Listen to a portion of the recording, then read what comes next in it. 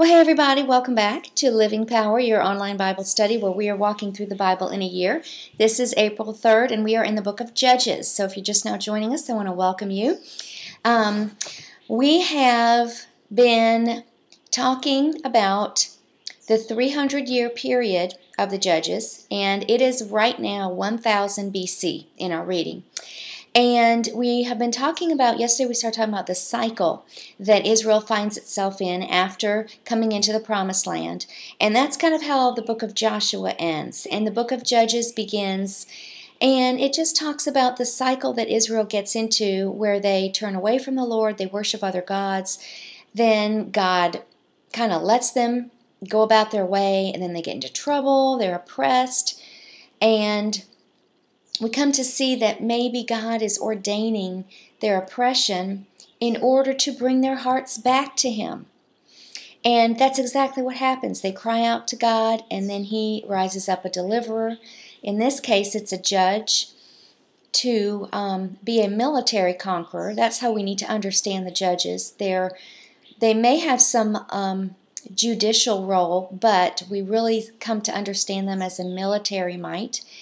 And then after that, they have some periods of peace, and then they fall right back into apostasy, which is falling away from your religion. And this is what they do. They start to worship the gods of the surrounding peoples. So Abimelech is a person that we were introduced to yesterday. He is one of Gideon's sons. And he has sort of by treachery taken over as king of Shechem. He's ruled for 3 years, and today we learn his time is up. God caused men to revolt against him because he had killed 70 of his half-brothers senselessly. And the curse of Jotham, the parable of the trees that we read about yesterday, is being fulfilled today. And ladies, didn't you find it interesting? Didn't you find it somewhat humorous, actually, that he was so embarrassed because he was killed by a woman? And I think it was great that God let him live long enough so that he was aware that a woman had thrown a millstone on his head and that it killed him. Well, it didn't kill him, but it rendered him just about dead. And some other person came by and he goes, run me through, because I can't bear the shame that a woman would kill me. Well, good for her. So she evidently threw this millstone, and it hit him, and he is run through by this other dude, and he's dead. That's the end of him. Now, we are 300 years in the land, and we're introduced to someone else today, another son of Gideon, and his name is pronounced Jephthah, Jephthah. He's the 9th judge of Israel, and he's actually the son of a prostitute. Remember yesterday we talked about Gideon's philanthropies, I should say, and Gideon is a man of many women, should I say, and this is the son that he has fathered by a prostitute. He has evidently been driven from his home. He's an outcast. He was probably, because of his mother and who his mother wasn't really accepted in the family. So you can understand how important family must be to this man. And I'm leading you somewhere. I want you to understand something that happens tomorrow in your reading so that you can kind of understand the weight of it. But this is a man that's been outcast from his family. He's not really had a family, so to speak. I'm sure it's very special to him, very important to him. And at this period of time, it's been about 45 years of peace.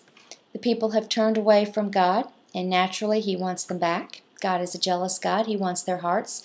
So He allows the Amorites to come against them. And the people go to Jephthah and ask him to lead them. And he does. And this is the first step that he takes is a non-military action. He goes for diplomacy, which doesn't really work in the end, but good for him for trying.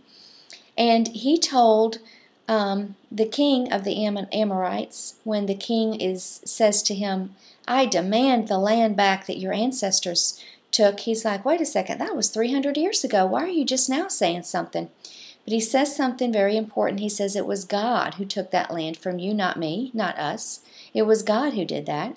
And by the way, why is it taking you 300 years to ask for it back? Which is a pretty good question. So at the end of our reading today, it says the king paid no attention. So we're to understand that the diplomacy failed in that respect. But here we have a least expected person, outcast by his family, fathered or mothered by a prostitute. Well, his mother was a prostitute. And we just are reminded again today that the Lord can use just anyone.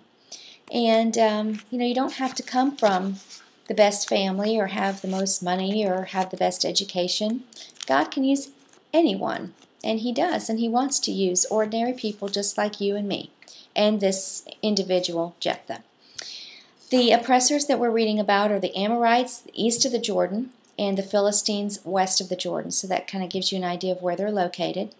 The gods of these foreign nations, let me remind you of their names. The Moabites worshipped Chemosh, the Philistines worshipped Dagon, and the Amorites worshipped Molech.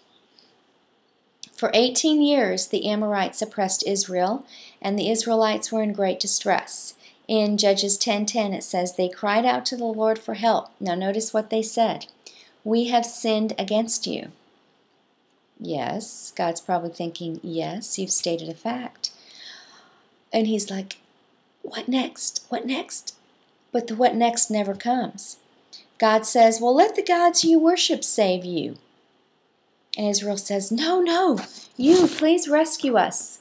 And God's waiting, and He's waiting, and He's waiting for them to say something that they never say. But in verse 16, it says, when the Israelites put aside their foreign gods and served the Lord, He was then grieved by their misery, and He was then moved to help them. What do you suppose it was that He was waiting for them to say? You see, there's a difference between confession and crying out to God for help. He never heard a true confession from them. Yes, they agreed with God that they had sinned, but we don't see any remorse, really, from the Israelites. They do end up turning away, but they don't stay that way for very long, do they? Calling on the Lord for help is one thing, but they needed to repent, turn, and do something differently. Well, the Ammonites began their war here in 11 verse 4, but God is lifting up a deliverer, and this man Jephthah gives credit to God for the wars in the past. He gives credit to God by being judge. He acknowledges that God is judge and who will decide who is right. Samuel mentions him, Jephthah, in a later speech, and he's even listed in the book of Hebrews, the faith book. Jephthah is even listed there. I thought that was very interesting. Well, that's an introduction to this man, Jephthah, but tomorrow you're going to learn a little bit more about him. Tragedy befalls this conqueror in a really big way, and I'm not going to spoil it for you, but it's a really good story tomorrow, and we're going to talk a little bit more about that. So as you read tomorrow, look for what happens to him when he comes home from the battle, and what do you think he actually does, because he's faced with a dilemma. What do you think he actually does as far as the choice that he has? And we'll talk about that tomorrow. Well, this is a short lesson. I hope you've enjoyed it. Until tomorrow, blessings everyone. See you then.